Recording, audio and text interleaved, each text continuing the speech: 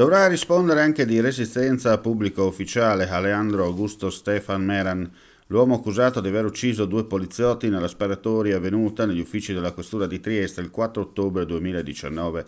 Secondo fonti giornalistiche, Meran è ritenuto responsabile di aver colpito e morso a un braccio un agente della polizia penitenziaria che il 12 dicembre 2019 era stato incaricato del suo trasferimento dal carcere Giuliano a quello di Verona, dove è attualmente detenuto. La difesa di Meran, rappresentata dagli avvocati Alice e Paolo Bevilacqua, si è opposta al decreto emesso dal GIP Giorgio Nicoli, il quale, come riferisce la nota, ha accolto la richiesta del pubblico ministero Federica Riolino di una condanna a una multa di 4.500 euro e ha chiesto invece il rito immediato. Riolino ha invece chiesto l'archiviazione, non ritenendo rilevanti i danni per il danneggiamento della cella da parte del detenuto, poi sottoposto a trattamento sanitario obbligatorio.